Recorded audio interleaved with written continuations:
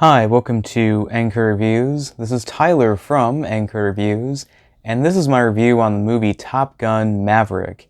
Now, the thing was that I've seen the original Top Gun movie a while back, and I recently rewatched it for the movie itself, and I gotta say that movie was fairly fine for its time. I never was like a huge fan of the first Top Gun movies, so when I heard a lot of good things about this one, I decided to go see it.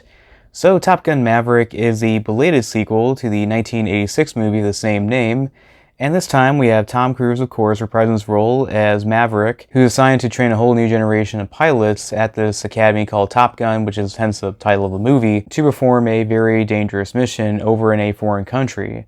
Now, the thing is that this movie has been delayed many years. Part of the reason why was because there were certain sequences in this movie that were very complicated. They needed more time to film these scenes.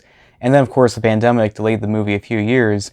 So initially the movie was supposed to come out in 2019, and now it's 2022 when the movie finally came out. And I gotta say, Top Gun Maverick, I can easily say that this is one of those rare instances where a sequel is superior to the first movie. And I really wholeheartedly feel that way because I feel like the story is better written this time around. There's a lot of moments in the first Top Gun movie that do feel a little hokey, a little bit like, let's just show off the aircrafts, or let's show off like Tom Cruise being cool and just romancing his love interest. This one, I felt like the characters were more like characters and not necessarily let's just show off the soundtrack for the movie at the time or anything cool in a way. I do like how this one you get more of a character, which is Tom Cruise's character, which is Maverick. He was like that in the first one. You did have a character, but I feel like he was fleshed out more this time around. He still has the death of Goose from the first movie still haunting him. I mean, at the end of the first Top Gun movie, he does throw away the dog tags of Goose to show how he's kind of over his death.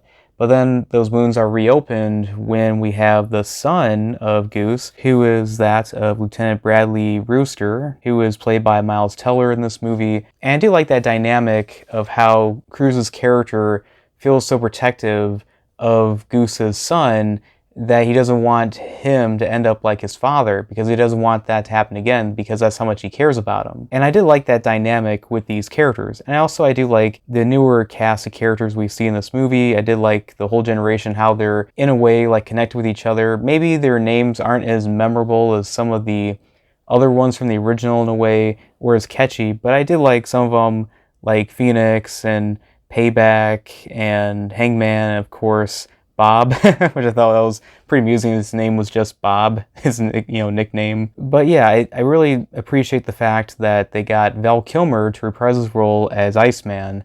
Now I know that they had to rewrite the script because of Val Kilmer's personal health issues, but I did like how he wasn't an overglorified cameo. He actually had a reason to be in the movie. He was the one who pulled the strings to make sure that Maverick was able to teach at the Top Gun Academy again. So I do appreciate that they did get him in that movie. And also as a side note, I highly recommend the documentary Veil that's about Val Kilmer's personal life as well as his acting career. I highly recommend it if you got Amazon Prime, but I digress. I also like the relationship that Tom Cruise's character has with Jennifer Connelly's character. I mean, as much as I would have liked to have the actress who played his love interest in the first movie to come back, I kind of like the relationship dynamic between Tom Cruise and Jennifer Connelly in this movie because I felt like the actress that got to play Tom Cruise's love interest in the first Top Gun movie, she felt a little bit kind of too old for him in a way. Like, you can tell that she was older than he was, but this time it's more like, he's older than Jennifer Connelly is,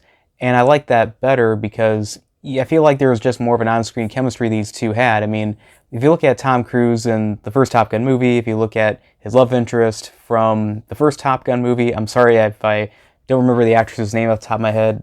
I apologize for that. The thing is, I didn't really feel their chemistry. In a way, it's my big criticism, which I'm getting to later with a video in the not too distant future about another Tom Cruise movie, is that with Tom Cruise in that first Top Gun movie as well as his love interest in that one, I didn't really feel the chemistry with those two. They just felt like two, attractive people in a movie designed to just like, oh, they're attracted to one another. But with Tom Cruise and Jennifer Connelly in this movie, in a way I felt like their chemistry was more natural, like a fit with it. I also liked how the age gap wasn't really that, big. Like usually we see in Tom Cruise movies, whether it be in the Mission Impossible movies or even The Mummy from like 5 years ago, where the, age gap between himself and his love interest is kind of like a little bit noticeably of an age gap, but I do like how this one does work better and it feels more like realistic and natural, where the age gap between Tom Cruise and Jennifer Connelly is more realistic, I would have to say. And also I gotta say, it's very easy to like Jennifer Connelly. She's a very talented actress, and one I definitely have the hots for, but again, I digress. What really does take the center stage in this movie would have to be the spectacle of seeing all these fighter jets out and about. And I appreciate the fact that, I mean, yeah, there are times where you could tell they use some computer effects when they had to, but I love the fact that they try to do as much as real as possible actual fighter jets flying around. And yeah, they filmed roughly like 14,000 hours worth of footage of this stuff, and then they like cherry picked the best footage they could get.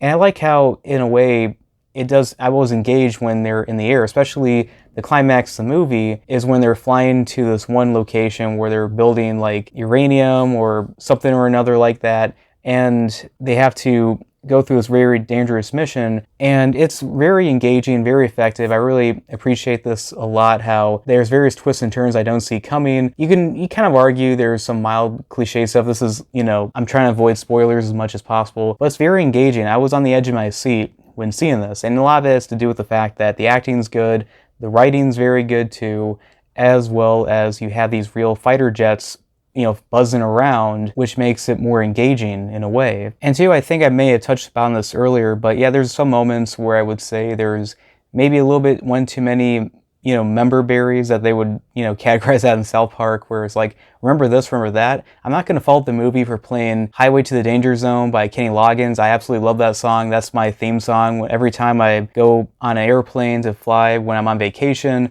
I always play that song on my, headphones. I love that song, absolutely love it. And I liked how the movie started off pretty strong on just that track alone. Some plot points felt a little bit like maybe overly too familiar at times. Also, I noticed too how the whole plan was basically the plan the rebels had in the first Star Wars movie, how to blow up the Death Star, where this movie, it's like, okay, we fly this dangerous area to avoid all of these, missiles from being set off to fire at us.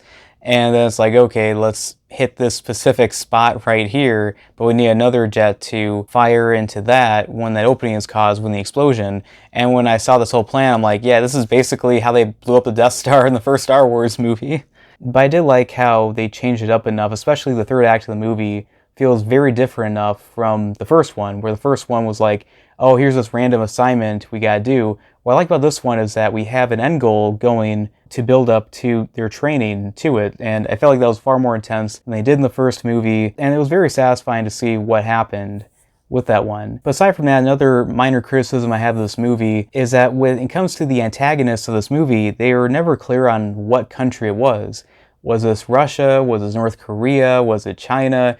They never say that, and I feel like they did that on purpose because they didn't want to cause up a controversy and try to cut off any potential, customers to go see their movies in a way, which I get that. So overall, I would say Top Gun Maverick is easily one of those rare sequels that is better than the first movie. It's very enjoyable. I highly recommend seeing this movie on the big screen. Definitely a good movie to go see on Memorial Day weekend. I'm happy I saw it, and maybe I don't agree with like the 8.7 out of 10 IMDb. I wouldn't say it's like one of the all-time greatest movies ever made, but that number will go down in the near future to a more realistic and accurate number. But I did enjoy this movie. I did like it, and I would say that, yeah, it's a movie you should definitely check out on the big screen, and it's a whole lot of fun. So as for Top Gun Maverick, I would give it about 3 stars out of 4. So anyway, this is Tyler from Anchor Reviews, and I hope you enjoyed this episode of After the Credits on Anchor Reviews, and I hope to make a lot more in the future. Please like and subscribe.